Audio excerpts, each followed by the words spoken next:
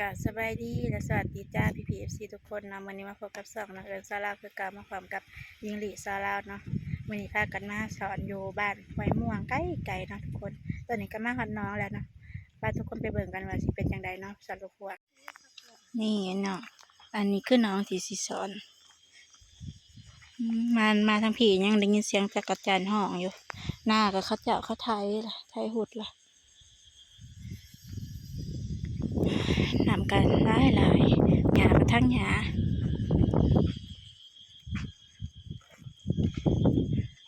ไปลงมือสอน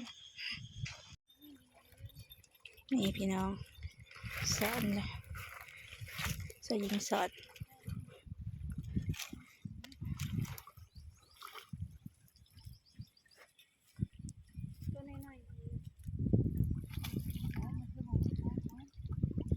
เป็นไร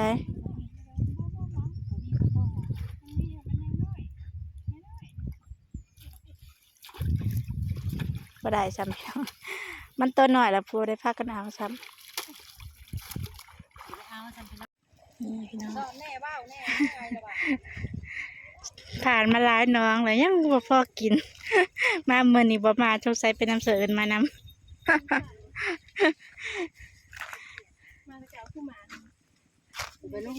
มีแต่กระแตกเอาเบิดแล้ว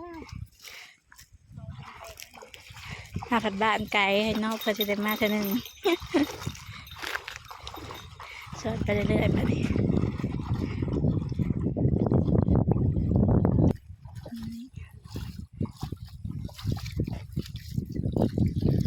จังได้กบได้ตัวใหญ่นี่เรากบน้อยกบปีนี้ได้แน่น้องว้าถือกบบ่ถือกบยังเป็นลูกหวกใช่มันเป็นโตแล้วกบปีนี้ได้หน่อย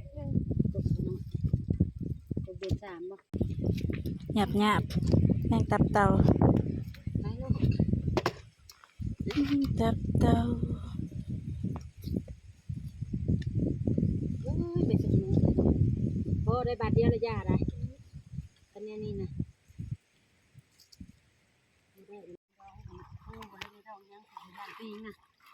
จะมากับใครตัวเว้ยไผ่มากับเขาเนี่ยเขาสลัดเคยมากับผู้อื่นน่ะบ่ได้เคยพ่อเบิ้งสินี่มาขึ้นมาดุนเบิ่งน้องนี่พี่น้องว่าสิมานหรือบ่รุ่นพี่น้องรุ่นบ่ได้แน่น้องบ่ได้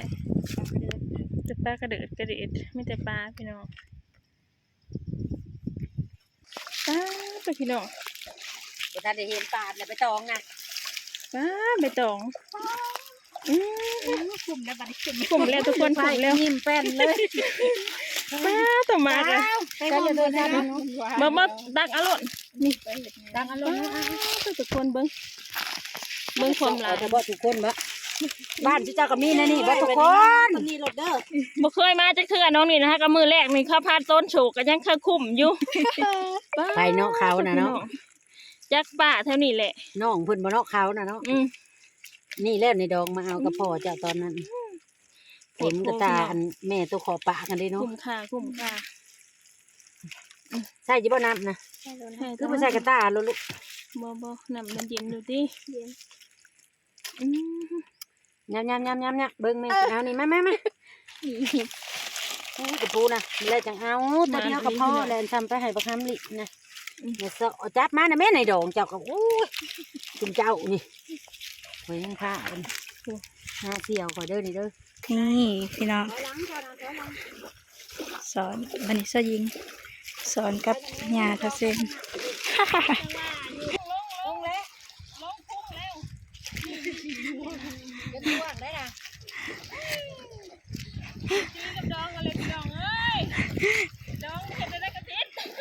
กระดองบ่มากกว่าไปสอนจักนี่ห่วงพี่น้องถ้าจำได้แล้วเคยเห็นมันดองมันจำลูกไผ่กูเป็นผ้าป้าจิดีเด้อเพิ่นอยากลูกไผ่เพิ่นเมื่อยเด้ได้งูตัวหนึ่งพี่น้องเบิ่งสักอันเบิ่งปวดโพมักโม่มักแตงมักมักข้าว มาเบิดเลยนะต้มหวานใส่กัน เล็บคอยหักเป็นบุกุ้มเลยพี่น้องเอ้ย ห่วงเล็บแล้ว ห่วงได้ขอ งูยังได้นี่ เอาก่อนแอลนะแม่ บ น้ อ อง ลเลยหน่อยงูยังไรได้นี่ มาแม่เสียก่อนแอลตัวนั้นบัดได้ลูกมันก็ชัดจ่วยคืองูนี่นะลูก อย่ามัน ก็ยาวมันนะจ๊ะ โอ้โหบอกว่าลูกสละกูนะเพิ่นต้มอันเพิ่นเฮ็ดหยังสู่อ้ายกินเกินนี่ร้อยขาบ่นะหรือแข้งแม่วะเฮ้ยผู้เพื่อจำแม่สิบ่หัวข้าวไก่อันหัวจะบ่แม่วะ ตกโศกกับกุ้งข่าอยู่พี่น้องเอ้ย เสะเอิญพาชยิงตกโศก ถ้าแม่บ่ได้นี่น่าจะหายไม่ดอง มาคันละมาจน แม่ได้ในแม่หัดท่าบัดนี้มันลดลบคืนเลยแม่หัวแต่ลมมันส่งมาเนาะเอาฮุบน้ำลูกฮุบน้ำฮุบน้ำบ่เอาตะเกียบ ชับจะยุดอีกแล้วเด้อ เห็นไหมใส่ห้องขี้ตุ่มบาดนี่ ชอบพี่น้องวันนี้2 บาทวันนี้สิเต็มกระ เต็ ติ ม ก กระ แล้ว ติกเลยพี่น้องโคตรโพดเด้ พี่น้องรอบนี้ก็เอายั่วอีกแล้ว นี่หว่าคือเจ้าว่าเราก็จะเอิ้นนี่มันได้ลงกับจะเอิ้นนี่มัน เสะยิงสอนกับเสะเอิญเปลี่ยนในด แต่ อก ก็เอิญนะหัวกะงามงามพี่น้อง โอ้ยตื่นดิตื่นกระปุก นี่ดีสุดท้าย ไม่ นี่งานกับมือเลยตีไปได้แล้ว พี่น้องกลุ่มคาอยู่ทุกคน อันผ่านมาหลายน้องนะบ่ไทยทอน้องนี่น้องนี่นะ ทำพายจากมาเลยลบไปลบมาเด้อพี่น้อง เติมน้ำมันมาได้ลาย สิเต็มแล้วพี่น้องติ๊กนะ ไปป้าป้าเดี๋ยวป้าจะขี่ไปขังหัวอยู่เอ้ยหัวเขาพุงพอไงสายเติมได้เลยหน้าเขาขัดขี่ไปทางตัวฉันจะลงไปเห็นเด้อ ให้เขากระยางรอดไปนี้ เชื่อ เชิญให้เขากระยางเมื่อหลักเมื่อบ้านหัวม่วงนี้ เชื่อเล่นใกล้อีกเด่นลงเป็นเชิงเทียงนางไงฮัลโหล หลายรอบแล้วพี่น้องสอนกัน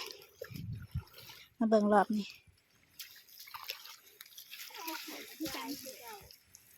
มันขี้เหนียวมันพืดแล้วค่ะ แม่บ่ลูกมันลายนานปวดบ้าฮะ ไข่ค่ะ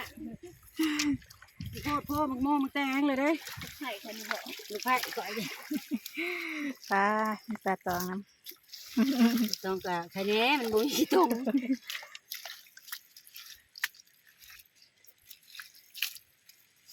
เต็มกระติกกระใส่กระตาน้ำพี่น้อง แม่ มัน เชนก็สิได้บหลายหนึ่งเชนเนี่ย อัน เบิ่งคักแล้ว บ่ได้สอนน้ำหมูค่ะเด้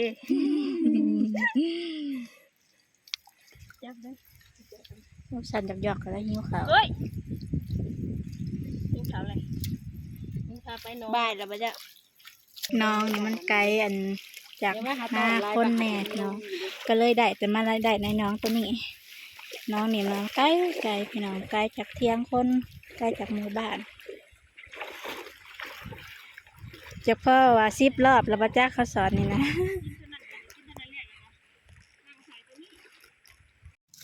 นี่พี่น้องมาเอาเพื่อนหลักกะแบ่งกันเรียบร้อยแล้วแบ่งกันตั้งแต่อยู่เพื่อนอันเนี่ยเท่าเส้นแหละได้กันได้นำกันอยู่ผู้ละ2 ถุงเนาะเพราะว่าถุงหนึ่งเนี่ยเฮ็ดลวกถุงหนึ่งนะอันบ่ได้ลวกเนาะตัวลวกกับอีแม่ละอุแล้วนี่อีแม่เพิ่นอุแล้วมาฮอดแล้วก็ให้อีแม่เพิ่นอุเสิร์นก็แล่นไปอาบน้ำเพราะว่าทั้งเปื้อนทั้งร้อนเนาะทุกคนพี่น้องมาเพื่อนและกาป้าให้อีแม่ให้อีแม่เบิ่งเนาะหากเลือกนะเลือกแล้วเลือกตั้งแต่อยู่เฮือนแม่ดองโหไปตั้งแต่8 โมงเช้าจนฮอด6 โมงแลงโพดเพราะว่าพากันไป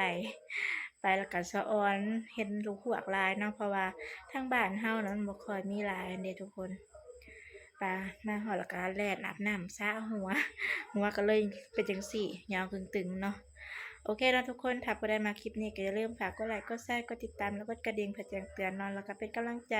ให้น้องเอิญซาลาในเด้อจ้าสำหรับมื้อนี้กราบสบายดีและสวัสดีจ้าบ๊ายบาย